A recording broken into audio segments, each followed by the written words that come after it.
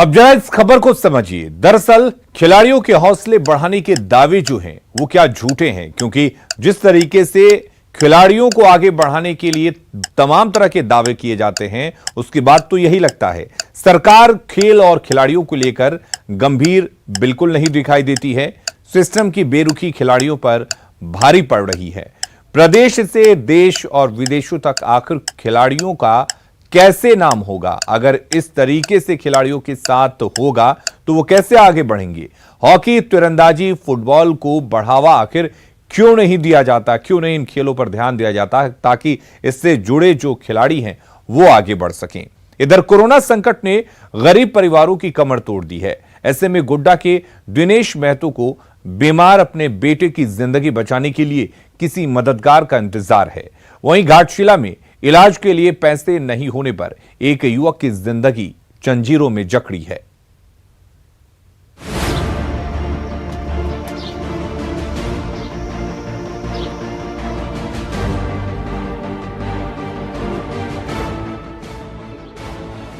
एक तरफ कोरोना संकट, दूसरी ओर बीमारी से खाट पर लेटा बीमार जिगर का टुकड़ा। गोड्डा के दिनेश महतो पर तो मानो मुसीबतों का पहाड़ टूट पड़ा है।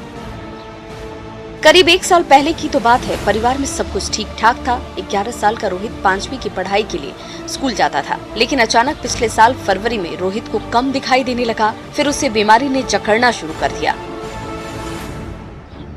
पहले आंख की रोशनी गई और फिर सुनाई देना भी बंद हो गया, और फिर धीरे धीरे हंसता खेलता रोहित बेड पर पड़ गया। परिवार ने गोड्डा, रांची से लेकर दिल्ली एम्स में भी इलाज कराया। इलाज में जमीन से लेकर मवेशी तक सब कुछ बिक गए, लेकिन रोहित के ठीक होने की बात तो दूर, अब तक उसकी बीमारी का भी पता नहीं लग सका। अब परिवार को किसी मसीहे का इंतजार है ताकि रोहित का इलाज ठीक से हो सके और वो फिर से हंस बोल सके। फरवरी से इसका चलना फिरना, खाना पीना सारा चीज बंद हो गया। अच्छा। और मई से तो इसका स्टार्टिंग है, कान से सुनना बंद। इसके बाद धीरे धीरे आँख से अपने आप रोशनी दूर कर रहा है, नजदीक का चला गया अपने आप। हम इसको नेपाल लेके चले गए, नेपाल में भी दिखाए, वहाँ भी कोई बीमारी नहीं बताएगा डॉक्टर, तो आँख इसका चल रहा है। 10 पहला अनाज तो मिला सरकारी रेट, वही मिला है और बाकी तो कुछ रहा नहीं। बैल उल गाय जितना था सब तो बेच के खत्म ही कर दिए।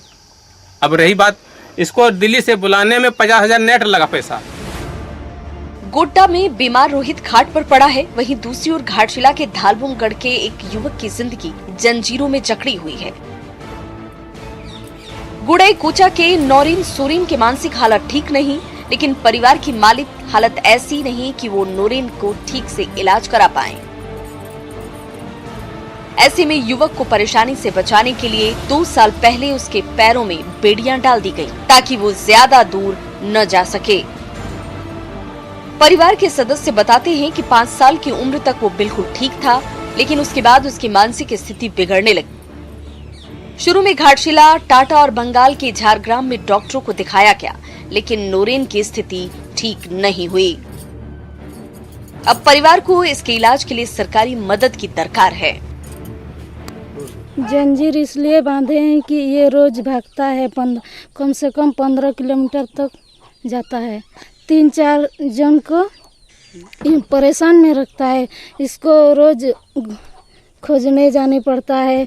टाटा में ले गया है, झारग्राम सब इलाज किया है, इसीलिए वो रांची नहीं ले गया है। दादा को बोल दिए रांची एक बार ले जाएगा तो होगा कि नहीं होगा। इसका तो ब्रेन ठीक नहीं है ना, इसमें ठीक ही है। गोड्डा के रोहित का अब तक आयुष्मान कार्ड नहीं बना है। ऐसे में दुनिया की सबसे बड़ी हेल्थ योजना उसके दर्द को कम करने में मददगार साबित नहीं हो पा रही।